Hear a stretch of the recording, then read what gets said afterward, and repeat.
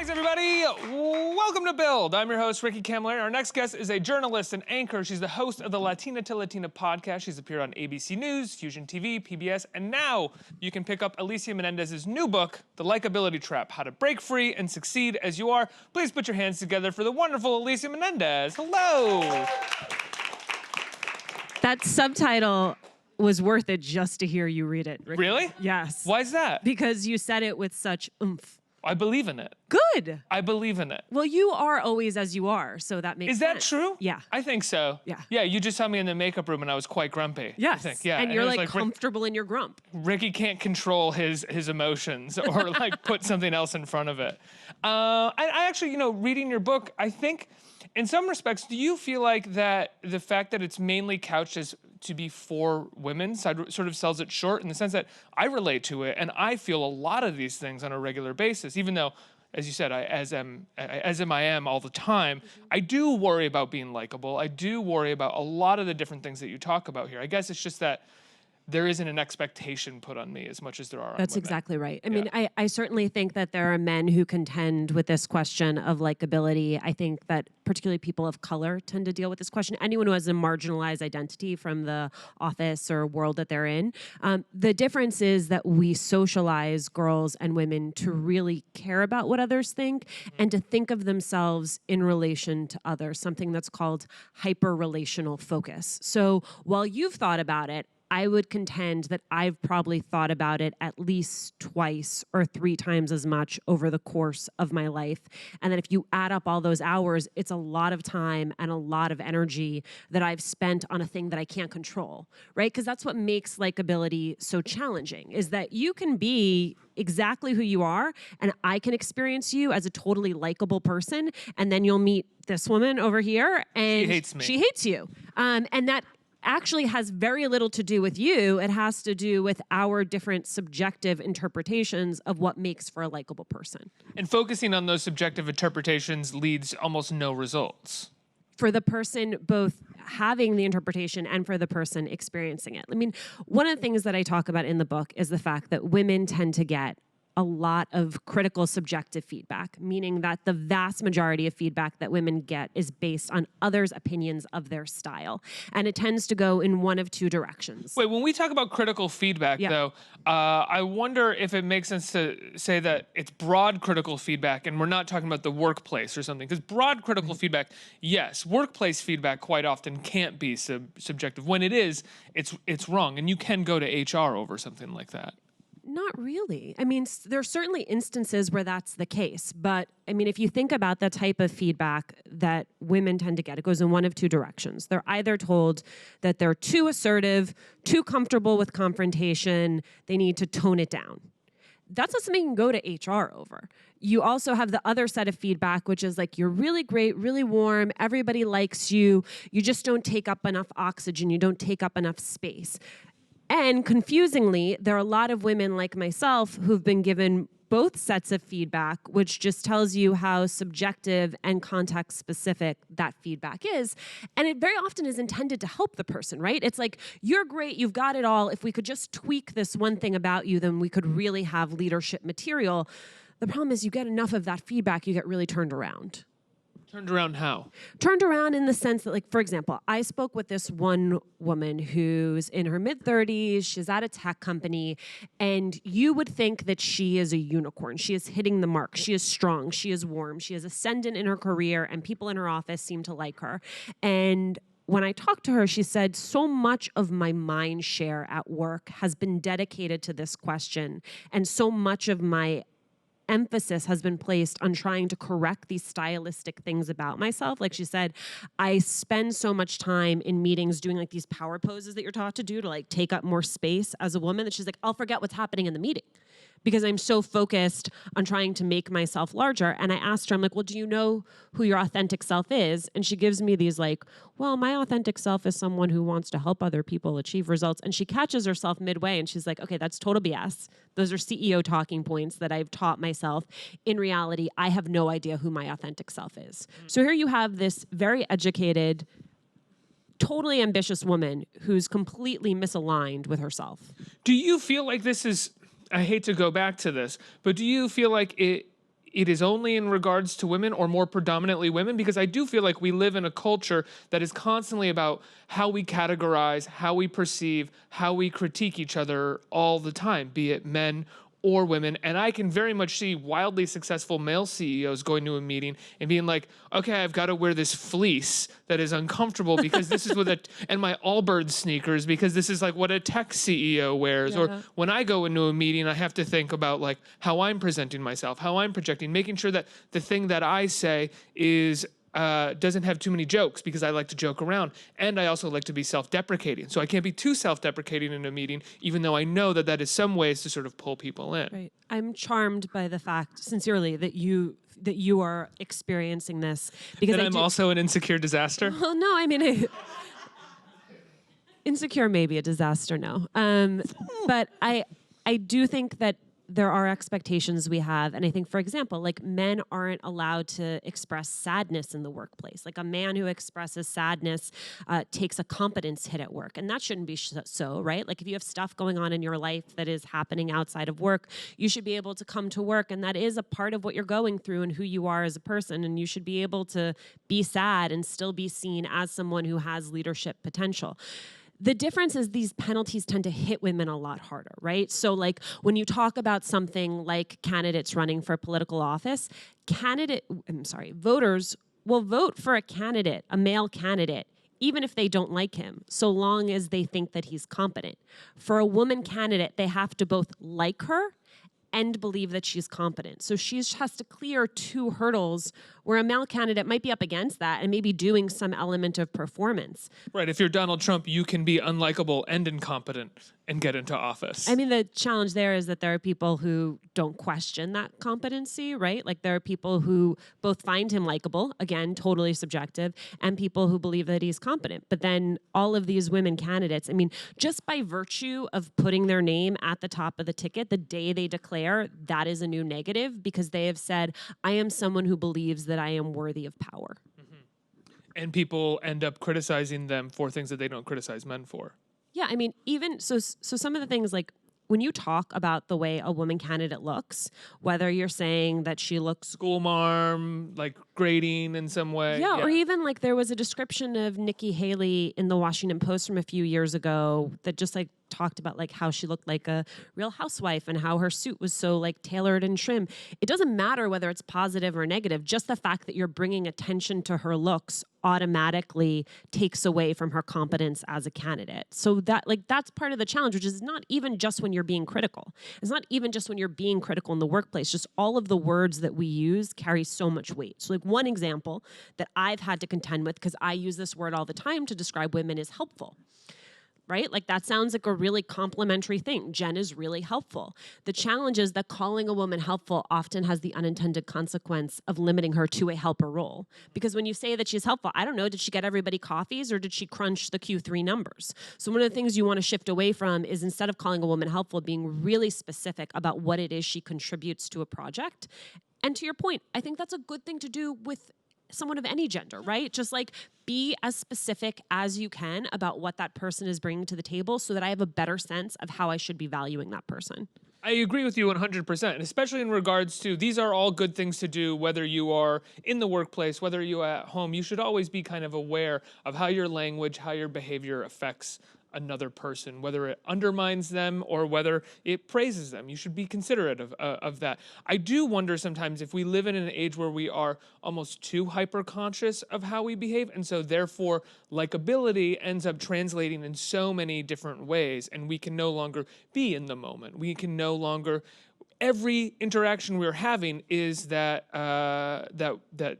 that woman that works in tech that you know, sort of thinking about how she looks, because every interaction now can be categorized, can be criticized, can be discussed a certain way because there are expectations placed on all of it. I also think to further complicate that conversation, you know, it used to be that if you were a celebrity or a politician, you were a public person. But like the rest of us got to be private citizens. Where now, with the advent of social media, more and more of us are social people. If you have a forward public-facing Instagram account and Twitter account, you're a public person, which means that I, as a consumer, am developing an idea of who you are, not just predicated on our person-to-person interactions, but predicated on this curated sense of self that you are putting out there into the world. And I find very often, like, I will like someone who I'm with all the time, but then I will find their social media habits so strange, like who they pretend to be on social media so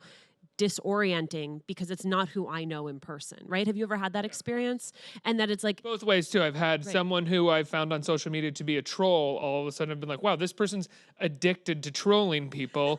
And as much as I find some of it funny, there is a clear addiction here that is like that is strange. And then the other side of it is like, this person is posting these weird phrases that I know that they don't believe, that they are just trying to present an idea of themselves that they think works for this culture at this moment. Right. I mean, I also think one of the things that I didn't think about for a long time, and that having children has forced me to think about, is how much of this social media I'm doing out of place of perceived necessity and how much I'm actually doing from a place of want, right? Which is like, we're told that in order to build community and build a following, you have to do a few things. You have to like share your life. You have to be especially authentic. because you're an on-air personality. I mean, Yeah.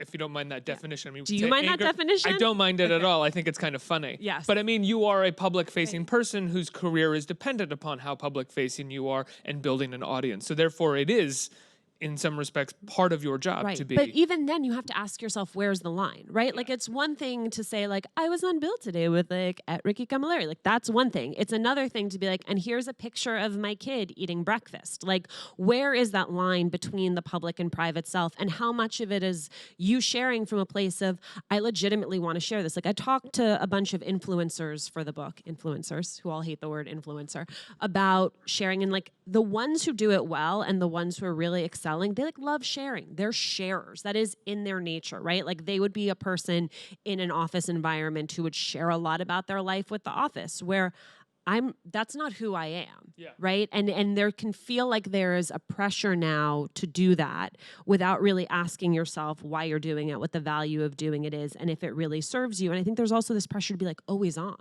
Like I'm talking to more and more people, and I've done this. I don't know if you've done this. Where like I take Instagram off my phone on weekends because I want to actually be in my real life. I don't want to be with my children watching videos of other people with their children. Right. Yeah, I don't have Twitter as an app on my phone. I don't have Instagram as an app on my phone. Oh, no, I do have Instagram, but I don't really use Instagram that much. And Twitter, I use it in Safari, but it's so clunky that I don't use it that much. And I have found that... That explains a lot of your tweets. It does, right? And I have found that whenever I start thinking in the form of a tweet, you know, like I'm experiencing something, and my brain goes, well, this is what you would say in a short amount of characters, and I don't even necessarily want to tweet about it, but my brain is telling me how to do it. I sort of try to distance myself completely from it, because it's a sad thing to suddenly be like, how do I share this personal moment with people? Like, you don't need to do that. Right. You know? Right. And Twitter is really only good for making fun of people. Yeah. I mean, and I think also to bring it back, like we're told right now that great leadership, or like to be anybody who wants to sort of be someone who has followers, you need to be authentic. And I thought a lot about the fact that, you know, to your point, I focused on women, but I think it is true across the board. We're all being given all of this performance feedback about how we use our hands and how we like I have RBF, so like how I can like constantly not be looking like I'm growling at people. And a resting bitch face. Yes. RBF. Like, okay. yeah, Sorry, like it took me a minute. Yeah. And how can you Never noticed that you have that, by the way. Oh, Ricky. I've never have. That's because I'm really like stressing out these forehead muscles all the time to not do it. I mean, so how can you be doing all of that and then also just be authentically yourself? Like to your point, like you, and I guess here's where it becomes clunky, which is you're identifying something else, which is like appropriateness in the workplace. So you and I share a sarcastic sense of humor. If you and I did that at the full blast with which we do that in our personal life, that just might not be appropriate, right? And I think there's sort of a question of where's the line between what is appropriate in a workplace and how much then you feel like you are constantly readjusting and tempering yourself in order to fit into a workplace. Because some of that's necessary, right? Like I'm an introvert. For me to operate in an office environment requires a level of performative extroversion that is not really me, but that's what's necessary in some offices. I think the question is when it's like every little thing you do feels like you are covering up a part of yourself. And that, I think, like we've talked about some of the stylistic things, but there's also just those bigger forms of covering, like being LGBTQ at work and not feeling like you can really be honest about who it is you're dating or seeing or married to. I mean, all of those little death by 1,000 cuts. Like, I don't know, my husband's the screensaver on my phone. Like, can you imagine if you just didn't feel like you could do something that innocuous in your office? It's a completely different thing for me to feel insecure about my tendency towards self-deprecation than for me to be an LGBTQ person who feels like I can't share with people what I've been doing over the weekend. When somebody asks, what would you do this week? Because I'm afraid of being persecuted in some minor or large way. Right. Or a Spanish-speaking Latino at work who doesn't feel like you can speak Spanish to the person sitting next to you who also speaks Spanish because you don't want to be marked by that singular identity. I mean, it happens, like even something I had not thought of was a woman who's aging and has gray hair, dyeing her hair from a place of not wanting to seem older in the workplace because she knows that there's a penalty for being an older woman in the workplace. Like there are lots of little ways that this shows up and we're required to perform that shouldn't be. Right, or even if you were Latina or African American and you did something over the weekend that would be a stereotype in some way, and you had a group of white coworkers, and you don't feel like you can talk about it because you don't want them to judge you or make jokes about whatever you or they may perceive as a stereotype of some kind. Or to just see you by that one identity. Right, it has the sort of essence of flattening our identity to one piece of it. Yeah, absolutely. I like that you want to be liked, Ricky Camilleri. It makes you more charming to me. Have you never thought that I want to be? No, I've always sort of perceived you to be somebody who didn't give a damn. And part of, so when I had originally really? Oh, God, no. Oh, that's so interesting. See how much perceptions can be off. Ricky and I worked together for a full year. So I had originally wanted to write like this eat, pray, love for likability. I imagined myself like going to yoga and meditation and hiring a life coach and like coming out fixed and free from this desire to care. And there's a part of it where you become a life. Are you essentially like a licensed life coach? I'm a failed life coach. Okay. That's like a detour from my 20s. Right. Thank you for reading the book. Oh, because that's right. I'm sorry. Excuse me. You tried to do it and then you decided that you could do it in media versus doing actual. Yeah. Yeah. I mean, I wanted to learn to let go. And part of what I realized when I would talk to other people was that even people who don't give a damn feel as though they pay a price for being so brazen themselves. Of course. But being on one side of it and thinking of it through the cost of caring, I had not considered what it was like on the other side, where if you are totally yourself all the time, especially in the workplace, that tends to come at a price too. Well, for instance, we were saying that I was grumpy in the makeup room for legitimate reasons. I was grumpy. That means me being grumpy and recognizing that I was grumpy means the next 5 minutes of me alone in my head being like, don't be grumpy to people, be nice, get over yourself, and really chastising myself for my behavior. Yeah. I am sorry, Kari. I tend to experience it more in the like having a big social interaction before bed, going to bed, and then waking up in the morning and being like, oof. Absolutely. What was I thinking? What was I saying? I mean, I'm reliving experiences from 5, 6, 10 years ago. All the time. Shame memories is what I call them. Oh, that's exactly what they are. How could you have said that? What were you thinking? Yes. It's a deep, dark, existential hole. In my head. Yes. And it also has a name. It's called rumination. Like it's about this idea that you can people who are ruminators like myself, I believe that if I can think on that thing from 5 years ago, I can sort of get to the bottom of it and solve it and put it away, take it out of the shame memory category. That's not how it works.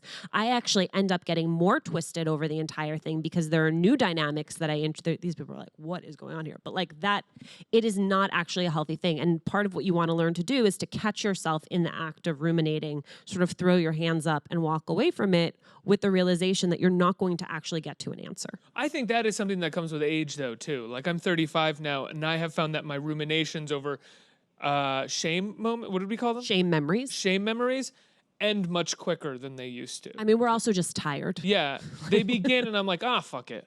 I'm not dealing with that right now. I'm not going to think about that. And then when they start to happen in actual life, I'm not dealing with this. I'm walking away from it. I am able to I'm able to pick and choose what I am going to deal with a bit better than I was 3, 5, 10 years ago. I would also say that one of the things about becoming older is I certainly didn't meet anyone who learned to care more over time. Yes. Like everyone moved in the direction of learning to care less. I think because you start to realize that you don't have control over whether or not other people like you. And then the more familiar you become with that, the easier it is to let that go. But I've never met a retired person that was like, do you think they like me? No. But I also, in thinking so much about work and in thinking about the fact that almost all of us are required to perform to some extent at work, it really made me focus on my life outside of work and who I was surrounding myself with outside of work and which relationships felt like I could show up as myself fully and authentically. And I walked away from them feeling just like great, and started to edge out those where it's like I don't feel like I can really be myself, and I feel like I'm performing for you, and it's like I perform Monday through Friday. I have no energy to perform on a Saturday or Sunday. And once you realize that's a choice, like you get to choose that. You get to choose who you spend your time with and who allows you to show up as yourself. Well, if you're already having 40 to 60 hours a week at work where you have to do some element of performance, why would you want to spend a single moment of your real life having to do that as well? Can we also say that, not to separate ourselves or single us out, that you and I also do a lot of performance at work Monday through Friday? I mean, I like my guests, I like you, but at the same time, this is a performance in a lot of ways. And there'll be another performance later today. And people come in and I have to say, hey, thanks so much for coming in. I'm so excited. And I'm excited, I'm fine. But when I get home, there is like, or when I get out with people, like there is a part of me that has been deflated that maybe comes back Sunday afternoon or Saturday night, but it's gone for a little while where I don't have that excitement or that ability to perform for other people. Really? Yeah, no. If I see you on a Saturday, I'm going to expect you to be like, hi, how you doing? Great to see you. Depends. Is it like after 2? After Have 2, you gotten a nap in? I've Yeah. rested a little bit. I've gotten some exercise. I'm probably feeling pretty good. If it's like noon and brunch, I'm like, hey. Yeah. Yeah. I mean, what's funny though is but that's like you and I are similar in this way, but there are a lot of people who aren't. There are a lot of people who really are that extroverted and really are on all the time. And then people like you and I just marvel at those people because we're like, I mean, for me, I'm like, it must be so nice to get energy from doing that, right? To interact and to then totally process it as more energy where I'm like, I need a break. But that again is about authenticity and coming to terms with that and coming to terms with the way that you may need to recharge and be different. A couple questions from the audience. Who's a question? Hi. Hi. How you doing? Good. The question I have is when you kind of look at some of the organizations and projects you support, like Define American, what do you feel the greatest challenges are when you look at the false narratives and false stereotypes that Trump or through social media is promoting? So you're talking about immigration Yes, specifically. yeah. Thank you so much for that question. What's your name? Nigel. Nigel, thank you for that question. So what you're referring to is this organization that I helped to start with Jose Antonio Vargas, Jamu Green, Jake Brewer, called Define American. And it's about sort of the narratives we have out there about immigrants in this country at this point, immigrants globally. In some ways, I felt really silly writing a book about likability because it was like, really, like with everything happening in the world, this is the thing that you're going to spend 2 years focusing on. But I also think sometimes the things that are the most subtle are the most pernicious because these are things that, you know, to go back to the beginning of Ricky and my conversation, you can't go to HR over. It's not a fireable offense. It can feel really, really subtle. And for immigrants in America today, I mean, there is just such a sense of fear, of corporal fear. I mean, I think after what happened in El Paso, the massacre in El Paso, there were a number of really beautiful pieces written about the fact that there are Latinos in America, regardless of their immigration status, who feel very much that they have to watch what they do, where they go, what they say. And that is a toxic stress that builds over time. And I think what's particularly sad is that it likewise is a thing that's happening right under the radar, right? Like it's a thing that may be happening to someone who you know, who you love, who's a neighbor, who works with you, that they simply don't feel safe. And it's a thing that I don't think people articulate until they're asked about. Sometimes maybe we don't even articulate it to ourselves until we're asked about it. But it's a very scary time. And I also wonder how long it takes us to come out the other side of that, right? Like I don't think that that's a fear or an anxiety that just goes away. I think it's one we continue to live with until there is a period of healing where we're reminded that we do love our neighbor, that they're welcome here. I think it'll take a lot of time to undo. On both sides of that, right? I mean, both sides. I don't mean both sides in the annoying way. I mean in the sense that those who fear repercussions may live with those fears for a very long time, and those who are on the other side of fearing the other, fearing immigrants, Right, may because live that's with been those stirred fears. as well. Exactly, and just because this one person goes away doesn't mean the benefits of stoking those fears will go away, and there'll be just as many politicians looking to exploit it as there have been before. One more. Hi. I was wondering what the most interesting thing you learned while talking to influencers was, and just in general while doing research for the book. Sure. The influencer thing that was most interesting to me was how they too are sort of over all the language we use around influencers, right? So like there sort of was the like everyone was on the highlight reel where you were just showing people the best moments of your life. And then there was this get away from the highlight reel, which sort of became its own like eye roll because then everybody was saying that. And then we entered a period of performed authenticity and performed vulnerability. I've heard it called vulnerability porn, where like people are sharing sort of some challenge in their lives, but in a way that feels very performative, right? Feels like I am sharing with the idea of this then growing a brand or becoming, another commodity. And I think that people who are doing it right have a very clear vision of what it is they hope to communicate it. Did you see what were the two docs that came out, the Netflix and the Hulu doc about the same thing? Fire Festival, yeah. Thank you. I was about to call it Burning Man. Fire Festival. Okay. There was the one where there were all the influencers and they all kept being like, what are you trying to do? They're like, I just wanted it to be positive, man. And like, it sort of clearly had become its own thing. I think sort of very specific clarity around what it is that you as an influencer want to bring was sort of the most overarching informative piece of what not guarantee success, because there is no way to guarantee success in that, but of the people who were successful, that was a thing they shared. The Likeability Trap on shelves now. Thanks. Right? On shelves, on Amazon, e-readers. E-readers. Yes, great. Kindles. It's a great holiday gift, especially for Yes. someone about to enter the workforce. I spent a lot of time diagnosing the problem, and I think sometimes if you just know what you're up against, that really helps you know that it's not just you. For your college student on their way into the workforce. There you go. And I would say for men and women as well. Thank you, Ricky. course. Expand my audience. Alicia Menendez, everybody, let's hear it.